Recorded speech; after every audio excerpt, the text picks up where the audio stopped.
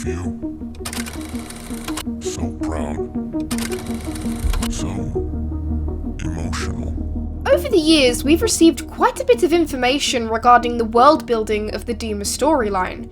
From the actual region and areas of interest to vialism, what it is, and how it's integral to the story, this world has been conveyed to the audience pretty well. Some of this information has also been shown implicitly to us, such as how Dema's system of control works or the culture of the city itself. Another element that has been alluded to but never flat out explored fully, however, is how Dema deals with those who go against its rules. With the ending of Paladin Strait presenting a less than hopeful picture, accompanied with the evidence from letters within the FPE exhibit, I think now is the perfect time to go into how Dema functions in dealing with deviance. Before going into what methods of punishment Dema, or more explicitly the bishops, utilise, it's important to note the purpose of punishment specifically within dystopian texts, because it does obviously conflict with more good-willed assumptions on the purpose of a legal system. Side note, I would like to ardently emphasise that this general assumption is based off of the objective or more hopeful ideas of what the criminal justice system should be like, because even within legal spheres it's pretty well recognised that not every region has an exactly fair criminal justice system, so much so that this idea is pretty much the core reason for the existence of many facets of jurisprudential theory. The criminal justice system in particular isn't perfect, nor is it necessarily innocent in its pursuits at times. In reality, according to functionalists such as Durkheim, the punishment system has several purposes, ergo benefits for society.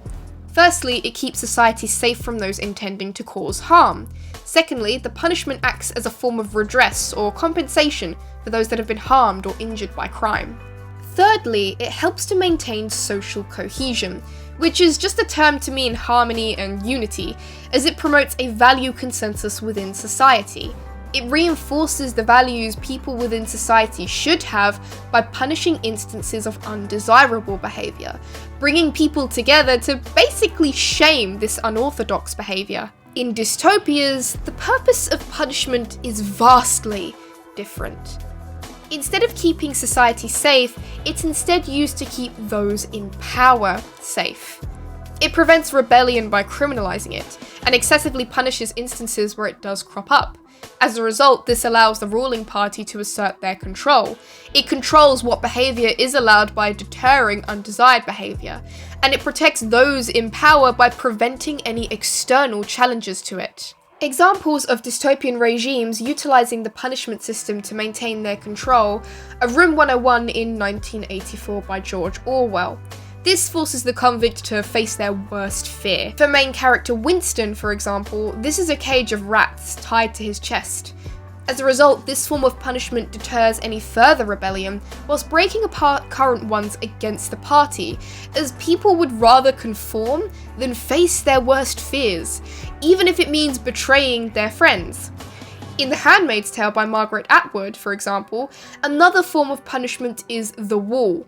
A wall that contains the dead bodies of all of the regime's convicted criminals with signs hung around them detailing what their crime actually is. Not only does this act as deterrence of rebellion, because it quite literally shows the impact of the death penalty within this society, but it controls the behaviour of the populace, as the signs shame this unorthodox behaviour.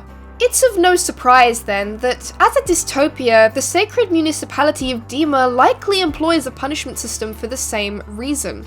After all, they already have a surveillance system through the vultures to deter escape, utilise propaganda to prevent rebellion, satisfy the masses and legitimate their position, and quite literally restrict any methods of escape through the usage of guards and the massive walls. If they already employ methods with these purposes in other aspects of life within the city, it would only make sense for the purpose of their punishment system to be the same. According to criminological theorists, there are several forms of punishment, each with its own goal. For clarity's sake, we will only be focusing on the forms that are relevant in this video: deterrence, incapacitation, and retributive justice. As that little segue states, deterrence punishment is focused on deterring the crime from ever happening again. So, to translate that into the story, this would be a method that likely deters people from rebelling or escaping if they were given the option to again. There is only one method of punishment that falls into this category, and that is the FPE badges. This was first introduced to us on the Dema.org website as being a badge for failed perimeter escapes. The Spotify game created during the Trench era to promote the album further, I Am a Bandito, also went more into depth about the FPE badges, stating that those who are punished for failing to escape are forced to wear this badge, a badge that has the purpose of making escapees feel ashamed for their crime of attempting to leave. Shaming or humiliation is an incredibly effective form of deterrence punishment, so much so that it has actually been utilised by real-life dictatorial regimes.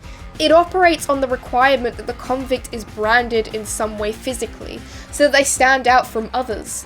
This, as a result, leads to the convict being treated differently from others, looked down upon, treated harshly, or generally just avoided and excluded.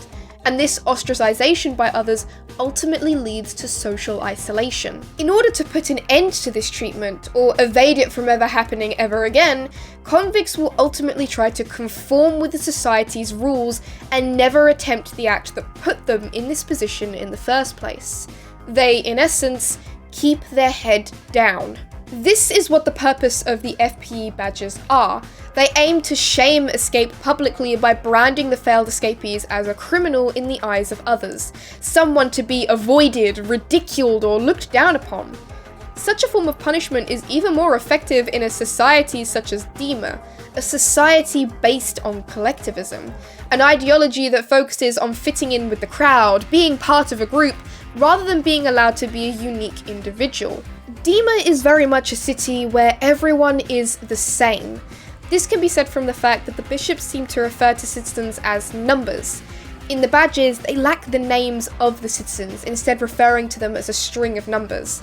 In this FPE badge in particular, these string of numbers aren't just random, they're always explicitly brought up in relation to Clancy, as well as the fact that they all wear the same clothes in that same grey colour.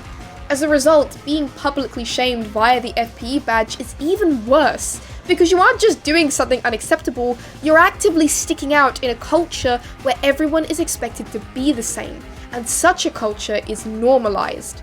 Of course, there's a lot more to be said about why the bishops specifically enforce a culture of collectivism upon Dema, but that's probably for another video. The ostracization from other citizens results in two net benefits for the bishops. Firstly, the shame and loneliness failed escapees face motivates them to conform, to become part of the collective and abandon their individuality. It eradicates their individual hopes and dreams, so much so that it deters future escape or rebellion. Secondly, the isolationary aspect also benefits vialism. Nobody really cares about a convict who suddenly goes missing or dies, nor does said convict have an effective support system to be able to resist the whims and wants of vialism.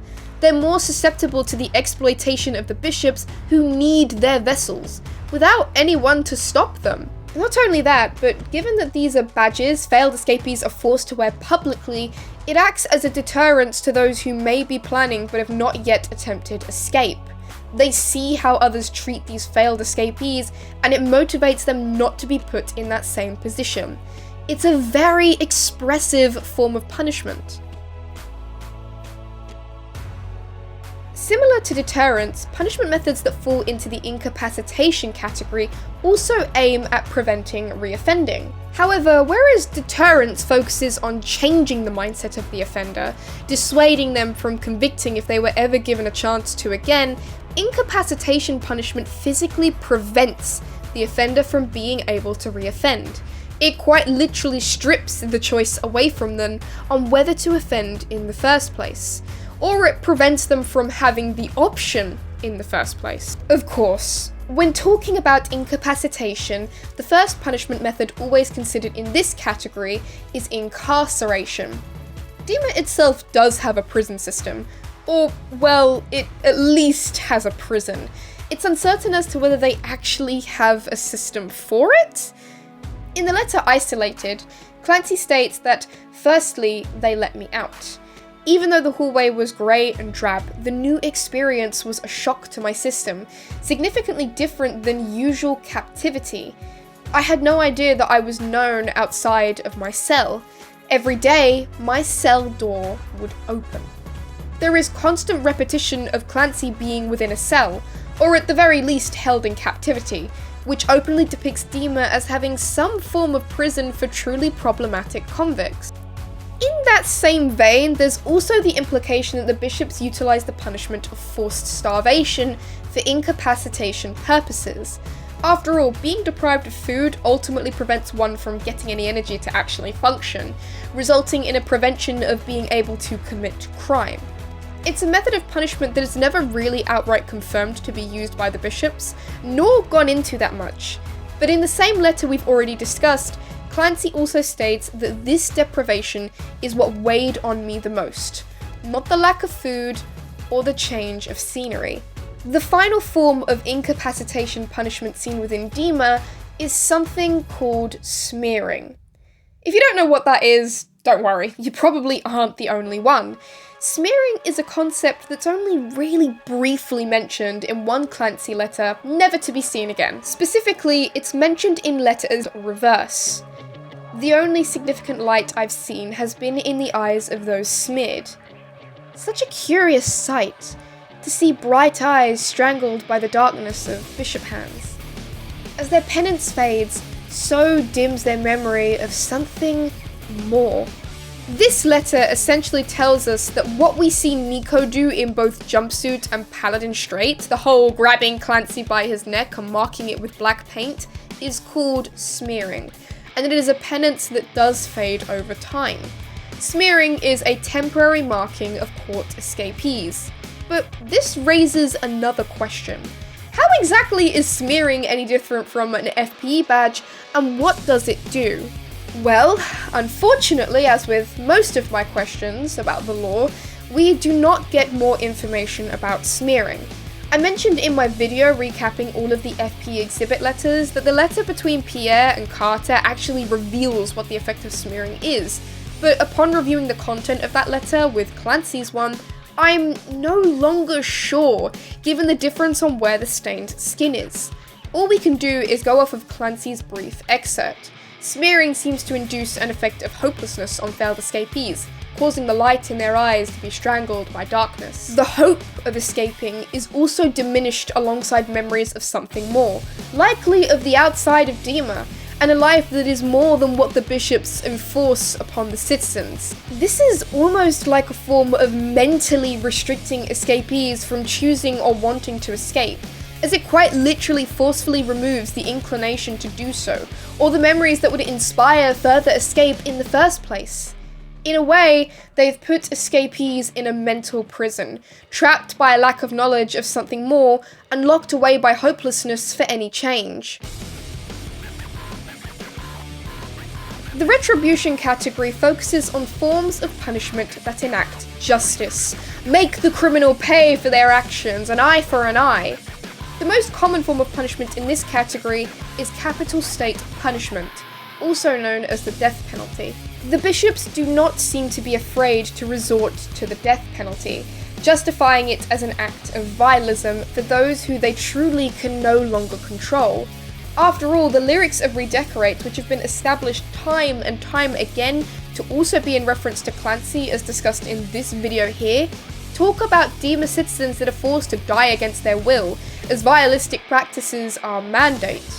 Not only that, but at the very beginning of the Psy era, when Dema.org had finished termination to reveal the new offenders page, the official Blurryface Twitter account liked a tweet by user Salo Felina, stating that, as a last resort, the original Clancy behind Dema.org was forced to die for their crimes of revealing the truth.